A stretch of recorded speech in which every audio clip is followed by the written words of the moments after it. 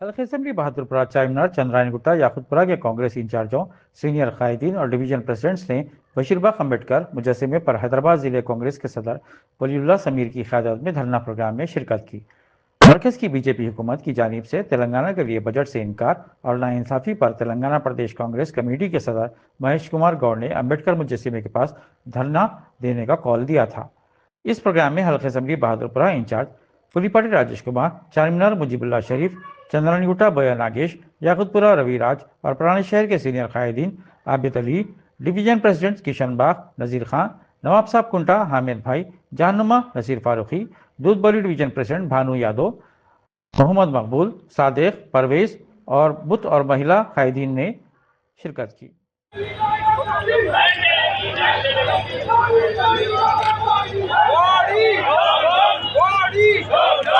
నిన్న పార్లమెంటు సాక్షిగా కేంద్ర ప్రభుత్వం ప్రవేశపెట్టిన భారతదేశ బడ్జెట్ నిధులటువంటి ఒక కారణంతో నిర్లక్ష్యం చేశారు. కానీ ఇప్పుడు ముఖ్యమంత్రి గారు, మంత్రులు, ప్రభుత్వ పక్షాల ఎంపీలు తెలంగాణకు నిధులు కావాలని కాళ్ళకు బట్ట కట్టుకొని ప్రధానమంత్రి దగ్గర నుంచి కింది దాకా తిరుగుతా ఉన్నాం. తెలంగాణకు ఎందుకు నిధులు ఇవ్వరు?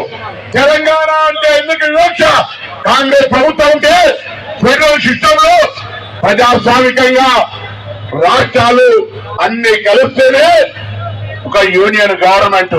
అటువంటిది తెలంగాణకు వివక్ష పెడితే చూస్తూ ఊరుకోవడానికి తెలంగాణ భారతదేశం అంటే రాష్ట్రాల సమ్మిళితమే భారతదేశం.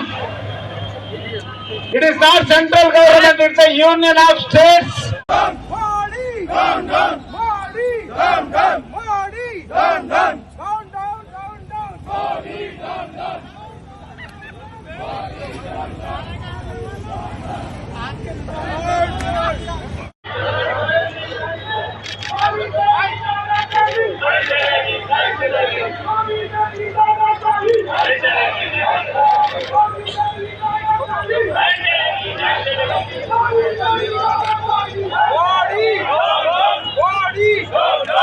నిన్న పార్లమెంటు సాక్షిగా కేంద్ర ప్రభుత్వం ప్రవేశపెట్టిన